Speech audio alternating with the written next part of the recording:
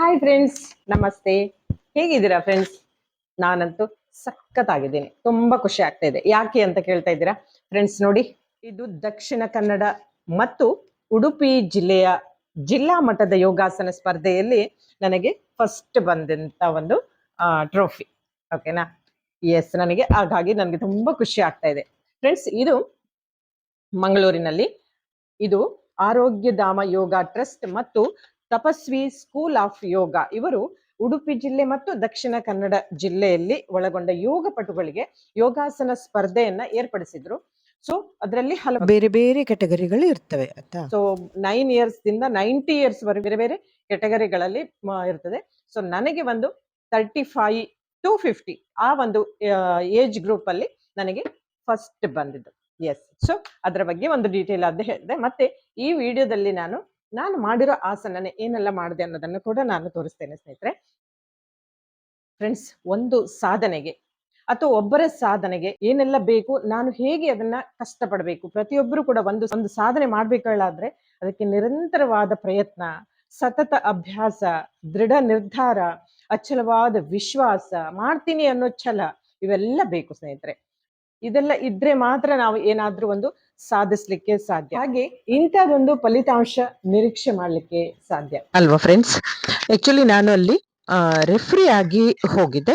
But in fact ನಾನು national A grade ರೆಫ್ರಿನೇ Yoga federation of ಇಂಡಿಯಾದಿಂದ, and national winner and federation winner ಕೂಡ ನಾನು. ಅಂಡ್ ಇದನ್ನ ಹೊಗಳ್ಕೊಳ್ತೇನೆ ಅಂತ ತಿಳ್ಕೊಬೇಡಿ ಸ್ನೇಹಿತರೆ. ಅವಕಾಶಗಳು ಹೇಗೆ ಬರುತ್ತೆ ಅಂತ ಗೊತ್ತಾಗಲ್ಲ ಸ್ನೇಹಿತರೆ. ಹಾಗೆ ಬಂದ ಅಪರ್ಚುನಿಟಿಯನ್ನ ಯಾವತ್ತೂ ಮಿಸ್ ಮಾಡ್ಕೋಬಾರ್ದು ಸ್ನೇಹಿತರೆ. ನನಗೆ ಬಂದದ್ದು ಹಾಗೆ. ಅಲ್ಲಿ ಹೋದ್ಮೇಲೆ ನನಗೆ ರೆಫ್ರಿ ಆಗಿ ಮಾಡಿದ್ರು, ಮತ್ತೆ ಪಾರ್ಟಿಸಿಪೇಟ್ ಕೂಡ ಮಾಡಿದಕ್ಕೆ ನನಗೆ ಈ ಗೌರವವನ್ನ ಕೊಟ್ರು. ನನಗೆ ಬಹಳ ಖುಷಿ ಆಯ್ತು. ಎಲ್ಲವೂ ದೇವರ ದಯೆ ಅಂತ ಅನಿಸ್ತು. ಇದೆಲ್ಲವನ್ನ ಯಾಕೆ ಹೇಳ್ತಾ ಇದ್ದೀನಿ ಅಂತ ಹೇಳಿದ್ರೆ, ಮನುಷ್ಯನಿಗೆ ಕಷ್ಟಗಳು ಯಾವಾಗಲೂ ಇರುತ್ತೆ. ಎಲ್ಲರಿಗೂ ಕಷ್ಟಗಳು ಇರುತ್ತದೆ, ನೋವು ಇರುತ್ತದೆ. ಅವೆಲ್ಲವನ್ನ ಮೆಟ್ಟಿ ನಿಂತು ಏನಾದ್ರು ಒಂದು ಸಾಧನೆ ಮಾಡ್ಬೇಕಲ್ಲ, ಅದು ನಿಜವಾದ ಸಾಧನೆ. ಅಂದ್ರೆ ಎಲ್ಲರೂ ತಿಳಿದು ಬದುಕಲ್ಲ, ತುಳಿದು ಬದುಕೋರು ತುಂಬಾ ಜನ ಇರ್ತಾರೆ ಸ್ನೇಹಿತರೆ. ಸೊ ಯಾವತ್ತೂ ಕೂಡ ಎಲ್ಲರ ಮನೆಯಲ್ಲಿ ಕೂಡ ಮಹಿಳೆ ತನ್ನ ಎಲ್ಲ ಕೆಲಸವನ್ನ ಮುಗಿಸಿಕೊಂಡು ಕೂಡ, ಈಗಂತೂ ಯೂಟ್ಯೂಬರ್ ಇರ್ಬೋದು, ಯಾವುದೇ ಕ್ಷೇತ್ರದಲ್ಲಿ ಸಾಧನೆ ಮಾಡಲಿ ಸ್ನೇಹಿತರೆ, ಅವರು ತಮ್ಮ ಮನೆ ಕೆಲಸವನ್ನ, ಮಕ್ಕಳ ಜವಾಬ್ದಾರಿಯನ್ನ ಮುಗಿಸಿ ಅವರು ತಮ್ಮ ಸಾಧನೆ ಕಡೆ ಗಮನ ಕೊಡ್ತಾರೆ. ಎಲ್ಲವನ್ನ ಬಿಟ್ಟು ಏನು ಹೋಗೋದಿಲ್ಲ ಅಲ್ವಾ? ಪ್ರತಿಯೊಬ್ಬ ಹೆಣ್ಣು ಕೂಡ ಅಷ್ಟೇ. ಅದರಲ್ಲಿ ನಾನು ಏನು ಹೊರತಾಗಿಲ್ಲ.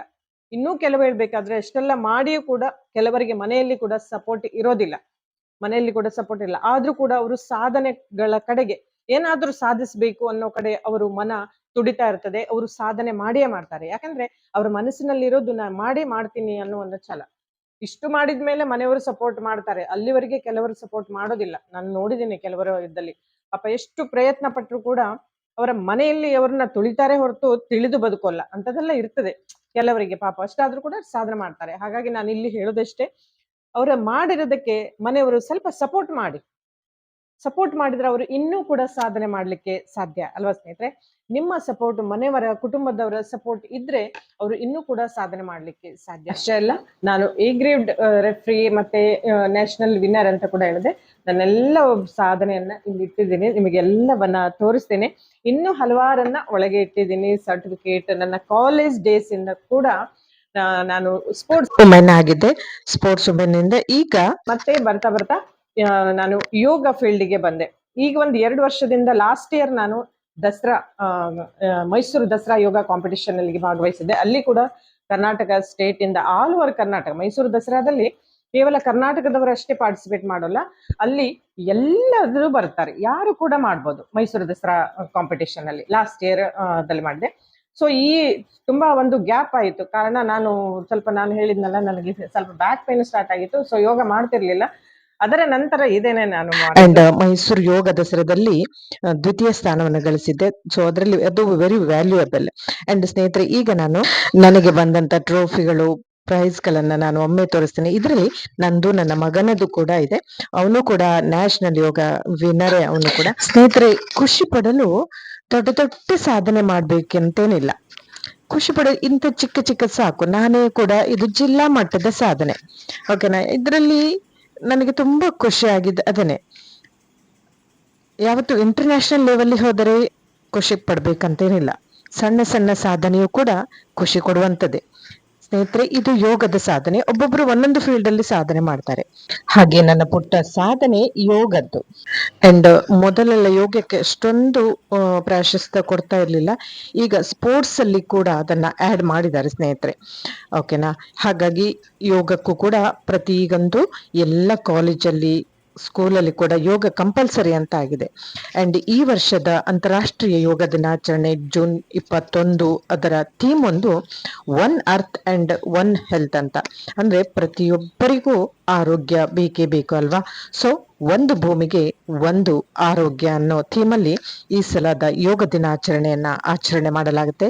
ಸ್ನೇಹಿತರೆ, ನಾವೆಲ್ಲರೂ ಆರೋಗ್ಯದಿಂದ ಇರ್ಬೇಕು ಹೇಳಾದ್ರೆ ಯೋಗ ಮಾಡ್ಲೇಬೇಕು. ಹಾಗಾಗಿ ಯೋಗ ಬಲ್ಲವನಿಗೆ ರೋಗ ಇಲ್ಲ ಅನ್ನೋ ಈ ಒಂದು ಗಾದೆ ಕೂಡ ಹೇಳ್ಬೋದು. ಎಸ್, ನನ್ನ ಸಾಧನೆಗೆ ಪ್ರಭು ಶ್ರೀರಾಮಚಂದ್ರ, ಆ ದೇವರೇ ಒಂದು ಕಾರಣಕರ್ತರು. ಅವರ ಆಶೀರ್ವಾದ ಇಲ್ಲದೆ ಏನು ಮಾಡ್ಲಿಕ್ಕೂ ಸಾಧ್ಯ ಇಲ್ಲ ಅಲ್ವಾ? ಸೊ ಈಗ ವಿಡಿಯೋದಲ್ಲಿ ನಾನು ನನ್ನ ಯೋಗಾಸನ ಸ್ಪರ್ಧೆಯಲ್ಲಿ ಅದನ್ನ ವಿಡಿಯೋ ಮಾಡಿದೆ, ಅದನ್ನ ನಿಮ್ಮೊಂದಿಗೆ ಹಂಚ್ಕೋಬೇಕು ಅಂತ ಅನಿಸ್ತು. ಸೊ ವಿಡಿಯೋವನ್ನ ನಾನು ಇಲ್ಲಿ ಅಪ್ಲೋಡ್ ಮಾಡ್ತಾ ಇದ್ದೀನಿ. ಅದನ್ನ ನೋಡಿ ನಿಮಗೆ ಏನಿಸ್ತು ಅನ್ನೋದನ್ನ ಕಮೆಂಟ್ ಮಾಡಿ. ಹಾಗೆ ನಿಮ್ಮ ಜೀವನದಲ್ಲೂ ಏನಾದ್ರೂ ಸಾಧನೆ ಮಾಡಿದ್ರೆ ನನ್ನ ಜೊತೆ ಹಂಚ್ಕೊಳ್ಳಿ. ಓಕೆನಾ?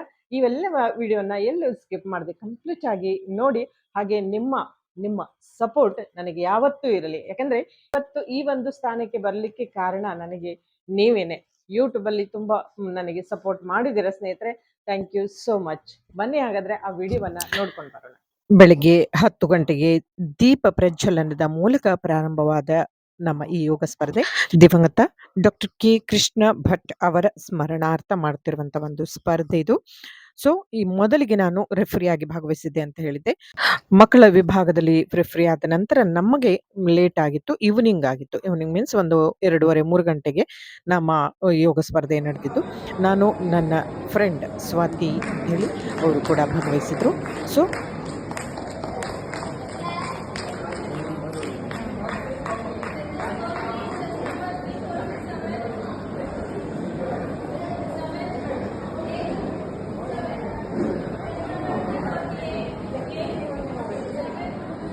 ನಮ್ಮ ಈ ವಿಭಾಗದಲ್ಲಿ, ಅಂದರೆ ನಮ್ಮ ಕ್ಯಾಟಗರಿಯಲ್ಲಿ, ನಮ್ಮ ಇಚ್ಛೆಗೆ ಅನುಗುಣವಾಗಿ ಮಾಡುವಂಥದ್ದು. ಇಲ್ಲಿ hand balance, leg balance, or leg stretching, back bending, forward bending ಯಾವುದೂ ಕೂಡ ಮಾಡ್ಬೋದು. ಆ ಆಸನಕ್ಕೆ ತಕ್ಕ ಹಾಗೆ ಮಾರ್ಕ್ಸ್ ಹೋಗ್ತದೆ.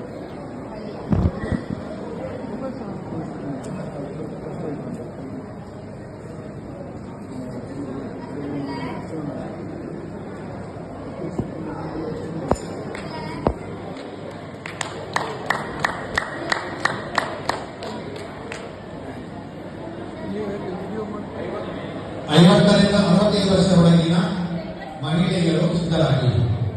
50ರಿಂದ 65 ವರ್ಷದೊಳಗಿನ ಮಹಿಳೆಯರು ಸ್ಪರ್ಧೆಗೆ ಸಿದ್ಧರಾಗಿ. ಆ್ಯಕ್ಚುಲಿ ನಾನು ಯಾವುದೇ ರೀತಿ ತಯಾರಿ ಮಾಡಿಕೊಂಡು ಹೋಗಿರಲಿಲ್ಲ. ಇಲ್ಲಾಂದರೆ ಸ್ವಲ್ಪ ಪ್ರಾಕ್ಟೀಸ್ ಎಲ್ಲ ಮಾಡ್ತಿದ್ದೆ. ಅಂದರೆ ಆ್ಯಸ್ ಯೂಸ್ವಲ್ ಯೋಗ ಕ್ಲಾಸ್ ಮಾಡ್ತೀನಿ, ಬಟ್ ಅದಕ್ಕಾಗಿಯೇ ಪ್ರಾಕ್ಟೀಸ್ ಮಾಡೋದು ಬೇರೆ. ನಮ್ಮ ಈ ವಿಭಾಗದಲ್ಲಿ ಕೂಡ ಸುಮಾರು ಜನ ಇದ್ದರು. ಒಂದು 20ರ ಒಳಗಿನ ಅಷ್ಟು ಸಂಖ್ಯೆ ಇದ್ದರು. 15-20 ಸಂಖ್ಯೆ ಇದ್ದರು. ಇನ್ನು ಕಡಿಮೆ ಏನೂ ಇರಲಿಲ್ಲ. ಉಡುಪಿಯಿಂದ ಕೂಡ ಬಂದಿದ್ದರು, ಕುಂದಾಪುರದಿಂದ ಕೂಡ ಬಂದಿದ್ದರು.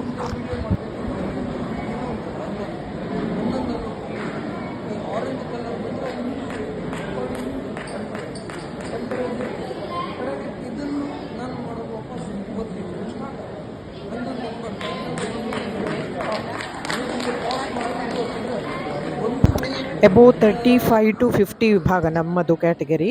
ಸೊ ಅದರಲ್ಲಿ ನಾವು ಐಚ್ಛಿಕ ಆಸನ ಅಂದರೆ 4 ಆಸನಗಳನ್ನು ಮಾಡ್ಬೋದು. ಯಾವುದೇ ರೀತಿಯ ಐಚ್ಛಿಕ ಆಸನಗಳನ್ನಂದರೆ ಇಲ್ಲಿ ನಮಗೆ ಪ್ರತಿ ಆಸನಕ್ಕೆ 10 ಮಾರ್ಕ್ಸ್ ಇರ್ತದೆ. 4 ಜನ ಜಡ್ಜ್ ಇರ್ತಾರೆ. ಸೊ ಅವರೆಲ್ಲರೂ ಕೊಟ್ಟ ಮಾರ್ಕ್ಸು ಒಂದು ಡಿಫ್ರೆನ್ಸು 1 ಮಾರ್ಕ್ಸ್ಗಿಂತ ಹೆಚ್ಚಿರಬಾರ್ದು. ಅರ್ಧ ಮಾರ್ಕ್ಸ್ ಇರ್ಬೋದು, ಒಂದು 7.5 ಅಥವಾ 8.5 ಆರ್ 9. ತುಂಬ ಡಿಫ್ರೆನ್ಸ್ ಇರಬಾರ್ದು. ಓಕೆನಾ? ಆ ಥರ ನಮಗೆ ಇದ್ದಿರುತ್ತೆ. ಸೊ 4ನೇ ಆಸನದಲ್ಲಿ ಹನುಮಾನಾಸನ ಮಾಡಿದ್ದೆ ನಾನು, ಲೆಗ್ ಸ್ಟ್ರೆಚಿಂಗ್ ಆಸನ.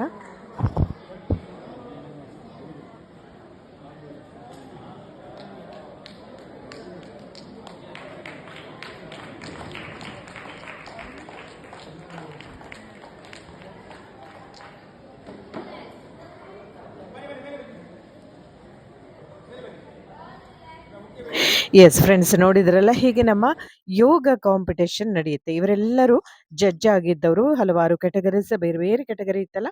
ಸೊ ಅವರೆಲ್ಲ ದೂರ ದೂರ ಊರಿಂದ ಬಂದವರು. ಸುಬ್ರಹ್ಮಣ್ಯ, ಸುಳ್ಯ, ಪುತ್ತೂರು.